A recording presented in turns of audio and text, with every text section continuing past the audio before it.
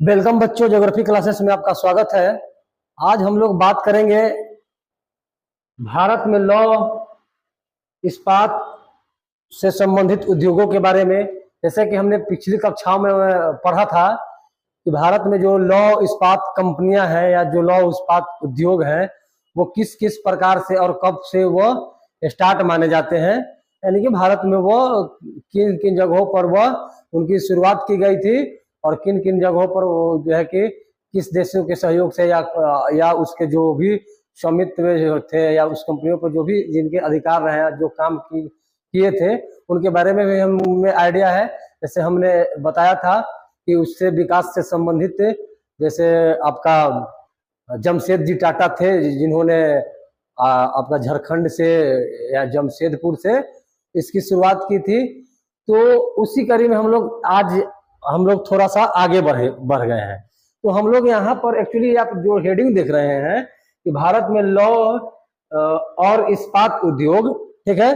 तो हम लोग लौह और इस्पात उद्योग के ही बारे में पढ़ेंगे। तो क्या पढ़ेंगे, उसके विकासों के बारे में पढ़ेंगे कि भारत में लौह इस्पात उद्योग जो है कि विकसित कैसे हुआ, किस प्रकार से हुआ, इसमें निजी कंपनियों का जो है योगदान कितना रहा है या सरकारी सहयोग इसमें कितना रहा है, उन्हीं सब पहलुओं पर आज हम लोग चर्चा करने वाले हैं। तो बारी बारी से पेन और पेपर लेकर के आप बैठिए। मैं जो है कि लिखते जाऊंगा, टॉपिक भी लिखते जाऊंगा और कहाँ पे वो स्थापित है वो भी लिखते जाऊंगा, किन देशों के सहयोग से उसकी स्थापना की गई है वो भी लिखते जाऊंगा। तो थोड़ी सी जानकारी के लिए मैं बता दूं कि देखिए, जब विकास की बात आती है, भारत में इस्पात उद्योग की बात हम लोग करते हैं और उसकी विकासों पर अगर नजर दौड़ाते हैं तो हम लोग पाते हैं कि दो भागों में, जैसे हमने पिछले कक्षा में आपको बताया था कि इसको दो पार्टों में देखना ज्यादा उचित होगा। पहले वाला पार्ट जो है कि आजादी से पहले, ठीक है, और दूसरा वाला पार्ट है आजादी के बाद। तो हम लोग तो हमने इसका एक पार्ट जो है पहले कक्षा में पढ़ चुका है जो आजादी से पहले था, यानी कि जो आपका 1907 में, सॉरी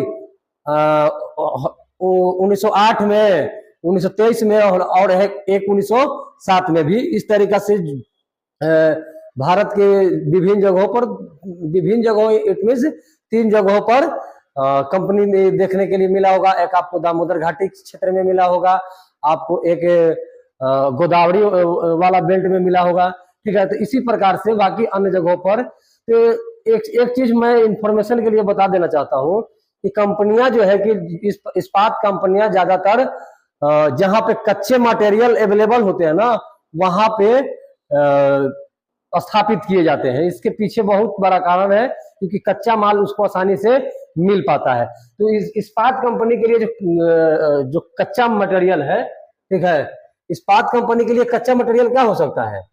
तो इस्पात कंपनी के लिए कच्चा माल जिसको हम लोग कह सकते हैं, कच्चा माल क्या क्या हो सकता है? इसको ना हम लोग रॉ मटेरियल बोलते हैं, रॉ। तो उसके लिए रॉ मटेरियल क्या क्या हो सकते हैं? तो रॉ मटेरियल जो है आपका जैसे इस्पात संयंत्र है, तो इस्पात संयंत्र के लिए रॉ मटेरियल, जैसे देखिए रॉ मटेरियल हर उद्योगों के लिए बदलता है, यानी कि जिस प्रकार के आप उद्योग करेंगे उसके हिसाब से रॉ मटेरियल का होने लगता है, ठीक है। तो रॉ मटेरियल, इसका जो लौह इस्पात उद्योग है इसका रॉ मटेरियल क्या है? तो रॉ मटेरियल है आपका कोयला हो सकता है, ठीक है, आपका कोयला हो सकता है, आपका चूना पत्थर हो सकता है, चूना पत्थर जो है आपका हो सकता है, फिर जो है कि आपका लौह अयस्क हो सकता है, लौह अयस्क होगा, ठीक है। या इसके लिए किसके लिए, जो लौह इस्पात उद्योग है उसके लिए कच्चा मटेरियल हो गया, यानी कि उसी जगह पर ये इस्पात संयंत्र लगाए जाते हैं या ऐसे उद्योग लगाए जाते हैं जहां पर ये चीजें अवेलेबल हो, ठीक है। तो भारत में जिस भी जगह पर इस्पात कंपनियों का स्थापना किया गया है वो या तो वो कोयला उस पर रहा हो, लौह इस्पात अयस्क रहता हो या चूना पत्थर की उपलब्धता वहां पे रहता हो, तो वहीं पे ये ऐसे उद्योग फलते फूलते हैं और वहीं पे ऐसे उद्योग लगाए जाते हैं। तो आप हमारे साथ अंत तक जुड़े रहिए। आप पेन और पेपर जो है कि निकाल करके रख लीजिए, और मैं जैसे जैसे लिखता जाऊंगा वैसे वैसे आप लिखेंगे, ठीक है। और लास्ट में आप स्क्रीनशॉट्स वगैरह रख सकते हैं। आप बहुत सुंदर नोट्स तैयार होगा, आपको शॉर्ट नोट्स तैयार हो जाएगा, आसान हो जाएगा आपको। परीक्षा में जब नजदीक जब एग्जाम्स आएंगे तो उस समय आपको थोड़ी आसानी हो जाएगी। इसलिए आप पेन और पेपर लेकर ही बैठेंगे तो ज्यादा बेहतर रहेगा, ठीक है। तो अब हम लोग बारी बारी, ठीक है, हम लोग आजादी से पहले पढ़ चुके हैं। क्या पढ़े थे आप शुरू में ही जान लिए कि जो 1907 में, 1908 में या 1923 में जिस प्रकार से कंपनियों का आगमन हुआ भारत में, लौह इस्पात कंपनी का, वो देखने योग्य रहा।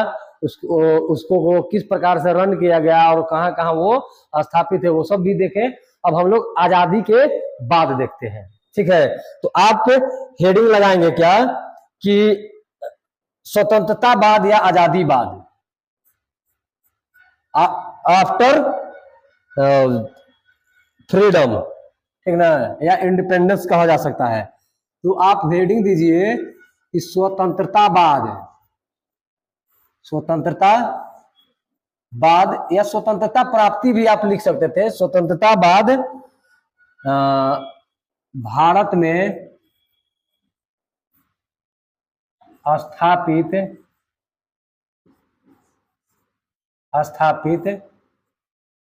लौह इस्पात कंपनी, लौह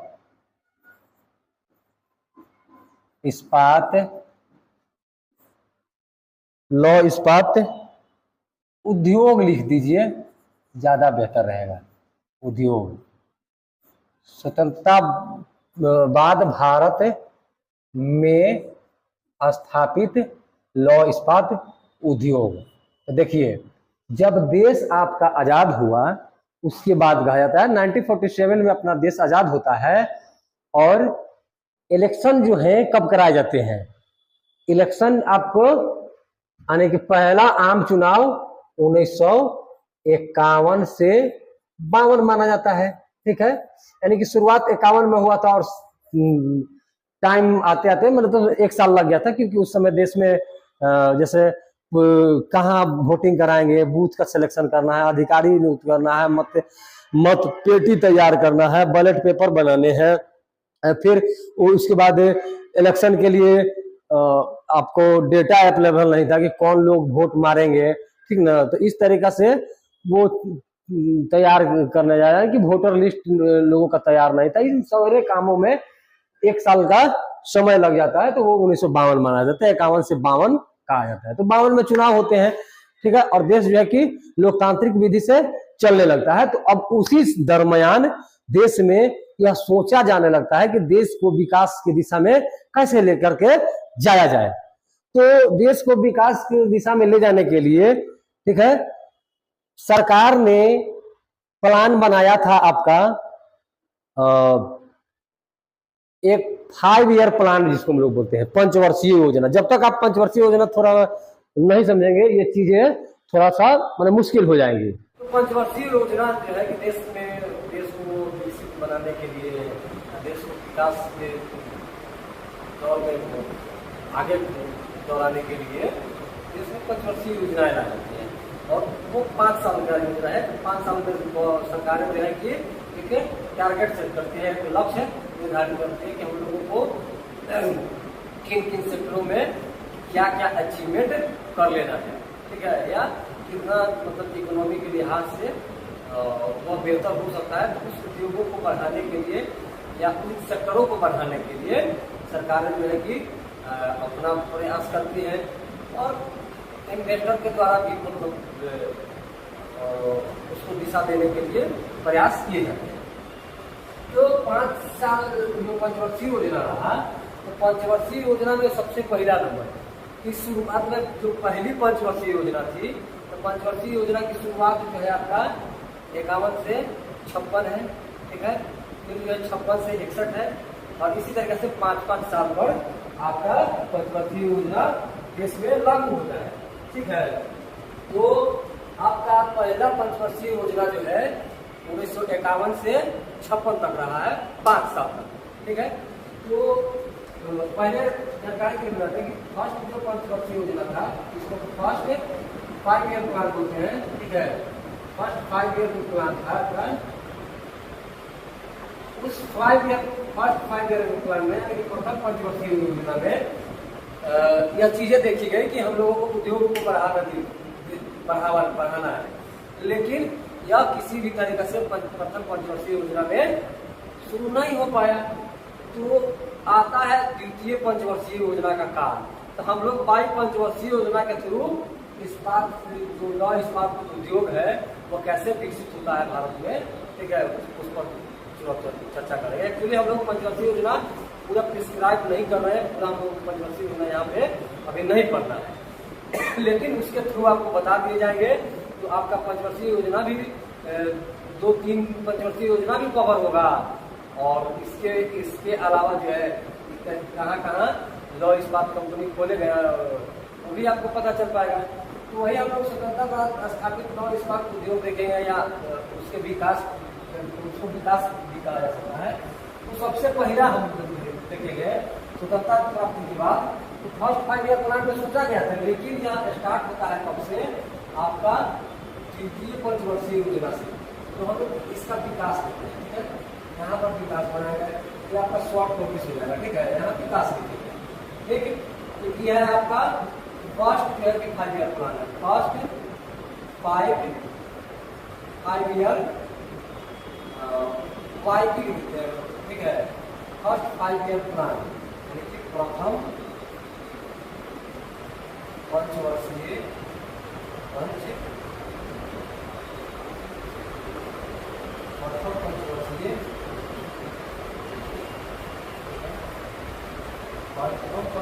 योजना कब से कब तक? प्रथम पंचवर्षीय योजना में आपका आता है कब? तो प्रथम पंचवर्षीय योजना यानी कि पहला 51 से 56 था, 56 से 1956 से ये करके 1961 का काल है प्रथम पंचवर्षीय योजना का काम रहा है। प्रथम पंचवर्षीय योजना काल में क्या किया गया, हम लोग वो चीजें देखेंगे। हम लोगों को प्रथम पंचवर्षीय योजना नहीं पड़ता है, तो हमने इसमें 3 कार्य देखे। ठीक है, 3 कार्य देखे तो 3 कार्य बना। ठीक है, और दिक्कत नहीं। चलिए, जब दिक्कत नहीं है तो आगे बढ़ते हैं। या सॉरी, इसको ना प्रथम नहीं हम लोग द्वितीय बोलते हैं। ठीक है, इसको हम क्या बोलेंगे, ये आपका सेकेंड प्लान। ठीक है, ये आपका सेकेंड प्लान, इसको हम लोग सेकेंड प्लान। फर्स्ट मतलब हुआ ही नहीं, द्वितीय आपका पंचवर्षीय योजना काम रहा।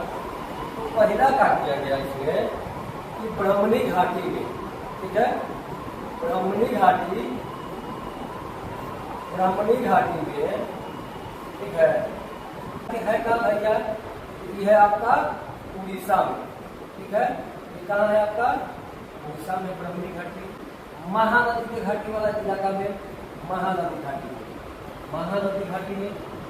ठीक है, एक्चुअली में आपसे सवाल पूछेगा तो वही पूछेगा आपका कि उड़ीसा में लगाया गया, दूसरा महानदी घाटी में हो गया, दूसरा आपका भिलाई का नाम सुने होंगे आप लोग। ठीक है, एक भिलाई में स्थापित किया जाता है। और एक चीज मैं बता दूं कि जो भी द्वितीय पंचवर्षीय योजना है, उन पंचवर्षीय योजना में विदेशी सहायता लिया गया था। यानी कि आपका जर्मनी और आपका सोवियत संघ, आपका ब्रिटेन, इन देशों ने या जो इस्पात कंपनी है वो इस्पात कंपनी को लगाने के लिए मतलब राशि होती है, फंड वगैरह जो है आपको वही देता है। और उसी के सहयोग से, उसी के हेल्प से भारत में यहाँ ब्रह्मणी नदी के तट पर उड़ीसा में आपका लौ इस्पात का कारखाना खोला जाता है। आपका फिर महानदी घाटी वाला में जो भिलाई के नाम से जाना जाता है, एक्चुअली में जगह भिलाई है, तो वो वहां पर होता है। और एक है आपका दामोदर घाटी। ठीक है, एक है आपका दामोदर घाटी में, दामोदर घाटी में दामोदर घाटी में कहाँ पर? दुर्गापुर। कहाँ पर? यह है आपका दुर्गापुर। दामोदर घाटी वाला एरिया जो है आपका दुर्गापुर में रहता है। मैं आपको जानकारी के लिए बता दूं कि इसकी जो सहायता किया, ठीक है, यानी कि इसको सहायता जो है पश्चिमी जर्मनी, हम पेन बदल देते हैं तो आपको समझ में आएगा। ये आपका पश्चिमी जो है कि पश्चिमी जर्मनी की सहायता से बना। पश्चिमी जर्मनी मदद करता है भारत को, सोवियत संघ सहायता करता है, सोवियत यूनियन जिसको हम लोग बोल सकते हैं, या सोवियत संघ की सहायता से, सोवियत संघ की सहायता से यह स्थापित होता है। और ये उड़ीसा में ना भिलाई जो है आपका उस समय एमपी में होता था, ठीक ना, यहाँ पर लिख देते हैं। उस समय भिलाई, ये वाला इलाका जो है, क्या वाला, ये उस समय कहा था एमपी में था, यानी कि उस समय तत्काल जो है कहाँ था? तत्काल आपका एमपी में था, ठीक है। लेकिन प्रोजेक्ट डे की अगर बात करें, वर्तमान की अगर हम लोग बात करते हैं, ठीक है, तो वर्तमान में आपका ये छत्तीसगढ़ में चला गया है। कहाँ गया है? छत्तीसगढ़ में का हिस्सा है, यानी कि जो भिलाई है वो अभी प्रोजेक्ट डे में छत्तीसगढ़ है, यह बात याद रखना है। और जो दामोदर घाटी में है ये दुर्गापुर, ये है आपका पश्चिम बंगाल में। ये कहाँ है? पश्चिम बंगाल में। यह आपका कहाँ पर है? पश्चिम बंगाल में। ब्रिटिशों की सहायता से, ठीक है, ब्रिटिशों की सहायता से, ब्रिटिशों की सहायता से, ब्रिटिशों की सहायता से आपका दामोदर घाटी में जो दुर्गापुर है वहाँ पे लौह इस्पात उद्योग को विकसित किया जाता है। और ये जो भी उद्योग है, ठीक है, जो भी उद्योग है ये सब पब्लिक सेक्टर के हैं, ठीक है, जो है आपका पब्लिक सेक्टर का उद्योग है, ठीक है। जो भी तीनों उद्योग है, इन तीनों उद्योगों पर यानी यह सरकार का है, और सरकार का है तो इसमें अलग अलग भिन्न देशों ने भी मदद किया। तो मैं चाहूँगा कि इसको आप नोट्स कर लें या स्क्रीन शॉट ले लें। आपको सवाल ऐसे आ सकते हैं, मैं सवाल का आइडिया दे देता हूँ। स्वतंत्रता के बाद यानी कि भारत में इस्पात उद्योगों के विकास पर प्रकाश डालिए, ऐसा सवाल हो सकता है। आप इसको स्टेप बाय स्टेप लिख सकते हैं कि पंचवर्षीय योजना काल में इसको स्टार्ट किया गया था, बट यह उस समय पूरा नहीं हो पाया। जब सेकेंड 5 ईयर प्लान आता है, द्वितीय पंचवर्षीय योजना, उसमें 1956 से 61 का काल में, उस समय द्वितीय पंचवर्षीय योजना में भारत सरकार ने 3 जगह पर लौह इस्पात उद्योग को विकसित करती है। पहला ब्राह्मणी घाटी में जो उड़ीसा में पड़ता है, और इसमें पैसा इन्वेस्ट करने वाला देश जो है आपका पश्चिमी जर्मनी है। दूसरा है आपका महानदी घाटी में, ठीक है, जो भिलाई में पड़ता है, और भिलाई अभी प्रेजेंट डे में छत्तीसगढ़ में है, ठीक है। उस समय एमपी में होता था, लेकिन अभी छत्तीसगढ़ में है। और इसको सहयोग किया था भिलाई वाला को सोवियत संघ की सहायता से। और दामोदर घाटी में दुर्गापुर जो है पश्चिम बंगाल में, यह ब्रिटिशों की सहायता से बना था। और इस प्रकार से लौह इस्पात उद्योग भारत में आज़ादी के बाद 3 लौह इस्पात उद्योग लगाए गए, और यह तीनों पब्लिक सेक्टर का है, ठीक है। इसके अलावा भी ये ऑब्जेक्टिव में भी आ सकता है, तो आप ध्यान में रखेंगे इसको बारी से कि जो ब्राह्मणी नदी घाटी में लोग उड़ीसा में लौह इस्पात संयंत्र लगाए गए हैं, तो वह उसमें कौन किस देश के सहयोग से लगाया गया है, ऐसा सवाल पूछता है, ठीक है। यूपीएससी पूछ सकता है, बीएसएससी पूछ सकता है, कॉम्पिटिटिव एग्जाम भी पूछते हैं, और आपका बोर्ड एग्जाम भी पूछता है। तो आपको प्रेजेंट डे में तो फायदा है ही, आपको फ्यूचर में भी फायदा है, इस बात को अगर ध्यान रखेंगे तो, ठीक है। आपका पश्चिमी जर्मनी हो गया ब्रिटिश की सहायता से, और महानदी वाला जो है सोवियत संघ की सहायता से स्थापित होता है। ठीक है, इसके अलावा भी भारत में कुछ निजी क्षेत्र के भी कुछ जो है निजी क्षेत्र भी है। ठीक है, भारत में कुछ मतलब कुछ निजी क्षेत्र के भी, ये तो पब्लिक सेक्टर का है ही, कुछ निजी भी है। निजी बोले तो प्राइवेट, कुछ निजी क्षेत्र के कुछ निजी क्षेत्र में जो उद्योग है उसके बारे में हम लोग पढ़ेंगे। कुछ निजी क्षेत्र के इस्पात उद्योग, कुछ निजी क्षेत्र के इस्पात उद्योग। निजी क्षेत्र के इस्पात उद्योग में कौन कौन है? ठीक है, हम लोग यहाँ पर देखेंगे। एक का नाम सुने होंगे आप, टिस्को, TISCO। इसका फुल फॉर्म है टाटा आयरन एंड स्टील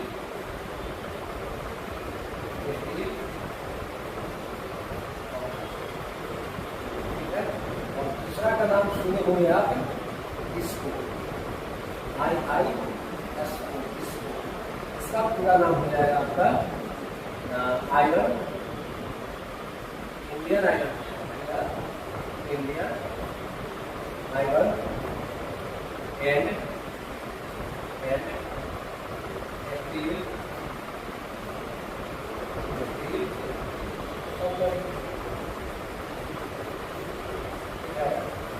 तीन और दो 5 कंपनियों की स्थापना है जो है आपका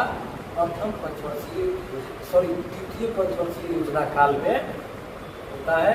यानी कि आज़ादी के बाद पहला जो है कंपनियों का विकास जो है या इस्पात उद्योगों का विकास जो है इस प्रकार से किया जाते हैं। ठीक है, आपके 3 सरकारी सेक्टर यानी पब्लिक सेक्टर के हो गए और 2 कंपनियां आपके निजी सेक्टर। ठीक है, आप इन बातों को ध्यान रखेंगे कि ये कंपनी जो भी है ये निजी कंपनी है और ये जो भी कंपनी है उड़ीसा, भिलाई, दुर्गापुर या जो है आपका पब्लिक सेक्टर की कंपनियां हैं। तो इस यह है कि आपका प्रथम पंचवर्षीय योजना काल में स्थापित होता है। ठीक है, आप इसका स्क्रीनशॉट रखेंगे तो हमें अति खुशी महसूस होगा। ठीक है, बिल्कुल।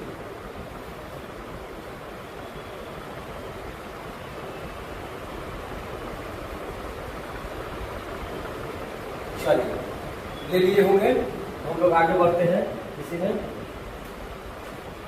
और एक चीज और बता देते हैं यहाँ पे कि इन सबका जो कैपेसिटी है, ठीक है, इन सबका कैपेसिटी जो है 10 लाख जो है 10 लाख टन इसका क्या है क्षमता है। ये जो तीनों कंपनियां हैं उनकी क्षमता जो है आपका 10 लाख टन है। ठीक है, तो हम लोग आगे बढ़ते हैं। इसके 5 कंपनी देते हैं, यानी या तो आपका द्वितीय पंचवर्षीय योजना काल रहा है, तो हम लोग तृतीय पंचवर्षीय योजना काल में भी देखते हैं कि इसके विकास पर जोर दिया गया। तृतीय पंचवर्षीय योजना काल में फिर कहें कि पेन और पेंसिल लेकर के बैठे, पेन और कॉपी लेकर के बैठे, ज़्यादा बेनिफिट होगा आपको मेरे यहाँ से। अगर आप लेकर के नहीं बैठेंगे तो आपको मेरे यहाँ से कोई बेनिफिट नहीं होने वाला है। जब कि गांठ बांध के रख लीजिए। तो फिर आता है आपका सेकेंड 5 ईयर प्लान। ठीक है, सेकेंड 5 ईयर प्लान यानी कि थर्ड इसको बोले थर्ड 5 ईयर प्लान। क्या है थर्ड 5 ईयर यानी कि तृतीय पंचवर्षीय वर्षीय ऐसे होगा पंचवर्षीय। तृतीय पंचवर्षीय योजना में क्या किया जाता है? तृतीय पंचवर्षीय योजना में कौन कौन बात शामिल है? दुर्गापुर का कारखाना था, है दुर्गापुर वाला कारखाना था, ठीक है, जो दुर्गापुर में कारखाना को उसका क्षमता है। दुर्गापुर कारखाना की क्षमता बढ़ाया गया। ठीक है, क्या किया गया? हम लोग विकास तक पढ़ रहे हैं। कहाँ कहाँ किया, बढ़ाया गया। ठीक है, दुर्गापुर में जो था आपका जो पश्चिम बंगाल वाला, वेस्ट बंगाल वाला, उसकी कैपेसिटी क्या की गई, एक बार की गई। दूसरा बात क्या किया गया उसमें, दूसरा बात हुआ किसी का में एक यूएसए साथ समझौता होता है,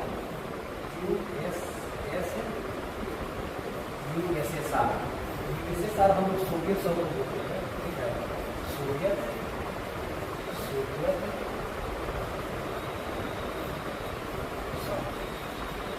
इसमें क्या किया गया, यूएसएसआर यानी कि United states of Russia Soviet union का लीडर हुआ करता था। तो यह सोवियत संघ हो गया। सोवियत संघ में क्या किया गया कि एक समझौता किया गया, सोवियत संघ से समझौता हुआ। ठीक है, समझौता होता है, इसका समझौता होता है, सोवियत संघ से समझौता करके दामोदर घाटी है समझौता होता है। और समझौता क्या करता है कि दामोदर घाटी है, दामोदर कौन, पश्चिम बंगाल। ठीक है, दामोदर घाटी में क्या करना है, एक प्लांट खोलना है। किसका, दामोदर घाटी में एक प्लांट खोलना है। ठीक है, दामोदर घाटी में प्लांट खोलना है। कहाँ पर, बोकारो। ठीक है, कहाँ, बोकारो। ठीक है, तो उसका नाम रखा गया Bokaro steel plant, Bokaro steel limited हम लोग या बोकारो स्टील लिमिटेड के नाम से। लेकिन सोवियत संघ से एक समझौता होता है, जो दामोदर घाटी है, उस दामोदर घाटी में प्लांट खोले जाएंगे और उस प्लांट का नाम रखा गया बोकारो स्टील लिमिटेड। यानी कि इस्पात जो आपका बोकारो स्टील प्लांट लगा, तो बोकारो स्टील प्लांट जो है लगा था कब, 1966 में, 1966 में। ठीक है, 1966 में लगा था। और मैंने यह शुरू हो गया था 1966 में, लेकिन इसमें एक लेकिन बट आता है। ठीक है, बट क्या किया गया कि जो इसका धमन भट्टी है, ठीक है, धमन भट्टी की यानी कि जो भट्टी है, भट्टी चालू होता है कब, भट्टी को चालू किया जाता है इसका 1972 में। भट्टी चालू होता है कब, 1972 में। ठीक है, 72 में धमन भट्टी चालू हो जाता है। देखिए 72 में धमन भट्टी चालू हो जाता है। लेकिन इंडस्ट्री बात है कि फिर जो है इस समय भी इस बात जो है कि स्टार्ट नहीं हुआ। इस बात जो है कि बढ़ना, इस बात बढ़ना कब चालू होता है, बढ़ना पूर्ण रूप से बढ़ना जो है कि चालू कब होता है, तब 2 साल बाद 1974 से इस बात बनना इसमें शुरू हो जाता है। ठीक है, इस बात बनना शुरू हो जाता है। और इस तरीका से हमने देखा कि आज़ादी के बाद भारत में किस तरह से जो लौह इस्पात उद्योग है उनको बढ़ाने की दिशा में सरकार ने कितना प्रयास किया और किन किन देशों से सहयोग लिया, तब जाकर यहाँ पर स्टील प्लांट की उठाया जाए। ठीक है, इसी काल में एक और इंटरेस्टिंग बात बताते हैं। ऐसा नहीं कि केवल इन्हीं जगहों पर खोले गए या इन्हीं जगह पर क्यों खोले गए। तो मैंने शुरुआत में ही बता दिया था कि इन जगहों पर खोले जाने का एक मुख्य कारण यही है कि जो रॉ मटेरियल है, वो रॉ मटेरियल उनको आसानी से वहां पर मिल जाते हैं। ठीक है, जैसे दुर्गापुर में खोला गया, तो जो भी आपका दामोदर घाटी है, ठीक है, या उस वाले इलाके में, ठीक है, क्या किया गया कि कोयला का मात्रा वहाँ पर जैसे ज्यादा आता है, उस बेल्ट में कोयला ज्यादा भारी मात्रा में मिल जा रहा है, इस इसलिए उसको कच्चा मतलब तो कोयला मिल जा रहा है, धमक भट्टी में झोंकने के लिए कोयला की आवश्यकता पड़ेगा ही पड़ेगा।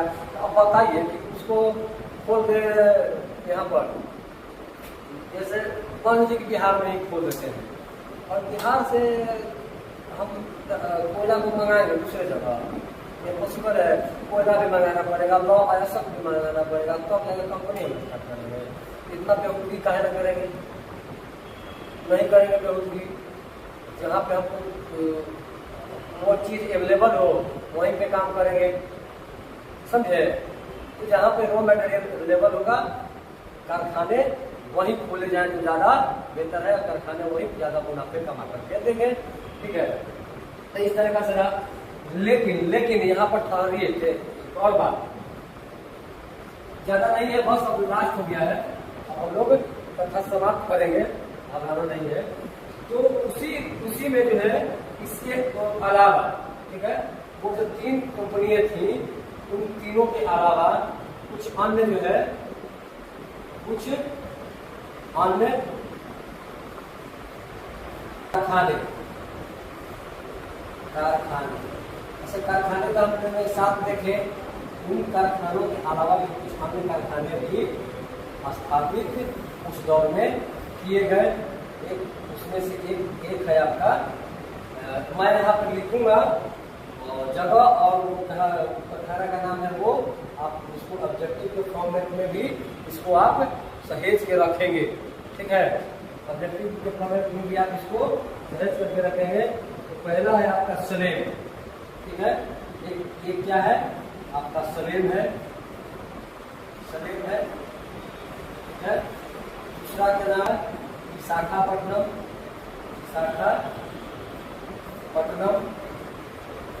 एक है आपका विशाखापट्टनम और जय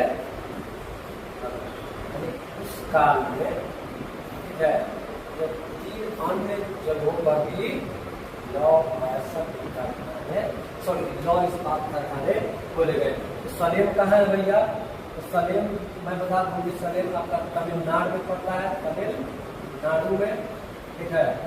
आपका ये विशाखापट्टनम आंध्रा में पड़ेगा, मैं AP लिख दे रहा हूँ, और विजयनगर जो है आपका कर्नाटका में पड़ेगा, कर्नाटका,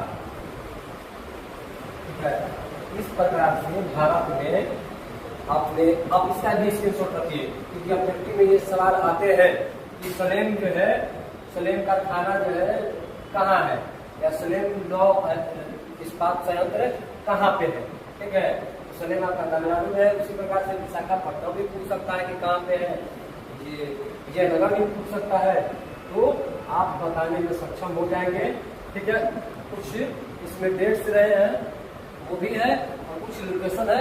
इस प्रकार से भारत में लौ इस्पात कंपनियों को बढ़ावा गया। इस प्रकार भारत में लौ इस्पात कंपनियां दिन प्रतिदिन बढ़ती गई, कुछ सरकारों के सहयोग से, कुछ निजी लोगों के सहयोग से, यानी कि प्राइवेट कंपनियों के सहयोग से। इसके जो यूनिट्स हैं, इसके जो उद्योगों के ब्रांचेस है, यानी कि भिन्न भिन्न तरह से आपने इसका विकास देखा चरण दर चरण, ठीक है। इसमें शुरुआत में माना जाता है कि भारत में जो भी लौ इस्पात का संयंत्र लगाया गया, जो लौ इस्पात से संबंधित उद्योग स्थापित किए गए, उसमें जमशेदजी टाटा का महत्वपूर्ण हाथ रहा है, ठीक है। शायद जमशेदजी टाटा अगर ना होते उस समय तो हो सकता था कि विकास जो है कि इतना नहीं हो पाता या लेट होता, ठीक है। जरूरी नहीं है कि जो लोग नहीं रहेंगे तो कोई काम नहीं होगा, ऐसा नहीं है।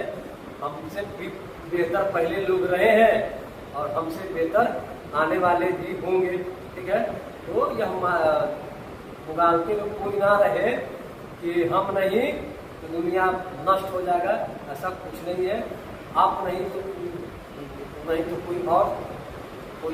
कोई और, यह तो दुनिया का रीत है, ये सदियों से चला आते रहा है। तो वह जो है कि वहम मात पाली, ठीक है। वहम ने अहम पाल रखा है कि सारे कारवा को हम ही संभाल रखा है, यह बातें नहीं होनी चाहिए, ठीक है, आप नहीं है तो कोई और रहेगा, कोई और नहीं है तो कोई और रहेगा। या इसको ऐसे भी समझा जा सकता है कि अगर आप नहीं थे तो इससे पहले दुनिया नहीं चल रहा था, ऑब्वियसली चल रहा था। अगर आप नहीं होंगे तो क्या दुनिया चलना बंद हो जाएगा? बिल्कुल नहीं बंद होगा। आप उड़ालते में मत रहिए कि आपके ना रहने से किसी प्रकार का प्रभाव पड़ने वाला है। इसी प्रकार से मान लीजिए कि अगर जमशेदजी टाटा ना होते तो इस्पात कंपनियों का जो है कितना विकास से नहीं हो पाता, तो जरूरी नहीं है कि नहीं हो पाता। इससे बेहतर भी हो सकता था, ठीक है, और इससे बदतर भी हो सकता था। संभावनाएं दोनों जगह पर्याप्त मात्रा में है। एक तरह से प्रोबेबिलिटी है, प्रायिकता है, हो भी सकता है और ना भी हो सकता है, ठीक है, यानी कि संभावनाएं इसमें व्याप्त किए जा सकते हैं। ठीक है, तो आज का क्लास हम लोग यही समाप्त करते हैं। मिलते हैं अगले टॉपिक पर कुछ और इंटरेस्टिंग फैक्ट्स लेकर। देखते रहिए, चैनल को सब्सक्राइब कर लीजिए। करते करते तो हम थक गए हैं, आप तो कर नहीं रहे हैं। ठीक है, take care and bye, love you.